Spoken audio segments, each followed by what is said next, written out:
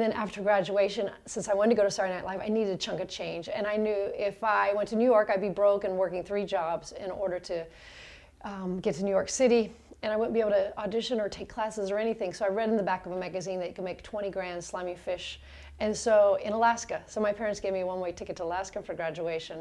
And I went up there and I got on the slime line. I was cleaning blood balls, fish every day. And I was camping out on a cannery with a little pup tent for 4 months. And I didn't make that money. I made a little bit of money. And I knew I had to have a lot of money in order to leave Alaska. So in Alaska, you can reinvent yourself. So I pretended that I was a professor. And I even kind of faked it till I made it on my resume. And I got a job as a professor of playwriting. Even though I'd never taken a playwriting course, I'd written my own plays, so I knew what I was doing. And so I taught playwriting and music, and I put on the first play for the college at the university, at Prince William Sound College in Valdez, Alaska. And from doing that, I finally saved my 20 grand. I actually squatted in an old gold miner's cabin, so I never paid rent. Never paid rent in my life. Never signed a lease agreement. And look how old I am, old. So, because I was always like, I'd rather take classes, I'd rather do this, anything. So after Alaska, I had that chunk of change, and I'm on my way to New York to audition. And I stop in Boston to see my boyfriend. I was having a long distance romance, and I auditioned for a comedy group, and I immediately got in, and I got in the New England touring company, started touring this. I'm making my living as an artist and validated as an artist, and it felt really great. I said, okay, I'm ready for New York. So I go to New York City, and I, once again, don't want to pay rent. Even though I save this money, I want to use it for classes, auditioning, creating. So I put an ad in the newspaper, Alaskan bushwoman seeks free room and board in exchange for tutoring in the arts and or companionship. I got a lot of freaky calls like, bushwoman, let me in your bush, bush, bush, whatever. But there was one person that answered the call that was a producer on Broadway. She was in her 50s and her mother had just died. And she said, my dad needs company.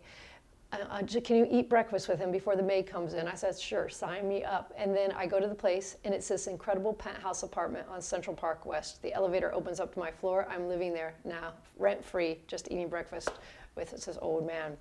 And it was an incredible experience. And so I started auditioning, I started taking classes, and I started to see a lot of comedy. And then immediately I saw that, oh my God, this person is a better physical comedian. This one's more educated. And I shut down, and I found early, oh my God, I'm comparing myself. And I didn't know this at the time, but I saw what happened. Comparison kills creativity, and it completely stopped me from creating. And I thought, I can't do this. I gave up, and I started losing money, and I was going broke, and I had no faith in myself. And I didn't want to be broke in New York City, and the Exxon Valdez just crashed. So I heard people made $2,000 a week cleaning oily rocks in Valdez. So I went up there to make more money and then tried to decide what I was going to do with my life, because I knew I wasn't good enough for Saturday Night Live. And I got up and I got on this boat, and I immediately was cleaning oily rocks from head to toe every day, 16 hours a day, grunt work with cheerleader pom-poms. I was out to sea, put out to sea with 13 men with 8th grade educations. I was the only one besides this other guy who had an education. He was a theater major of all things, and he's from the Philippines, named Amato, and there was an African-American cook on the board. Since I was always hanging out with Amato, the cook, my name on the boat was N. Lover Annie. I don't want to say the word out loud, but it was horrible. And so encountering racism, sexism, also they were watching porno 24-hour day in the galley. I got my mojo back because I wanted to I want to write about what I'm seeing. I want to describe this. I had to make sense of what I was seeing. It was so far out of what I had ever experienced in my life, kind of like the mental institution.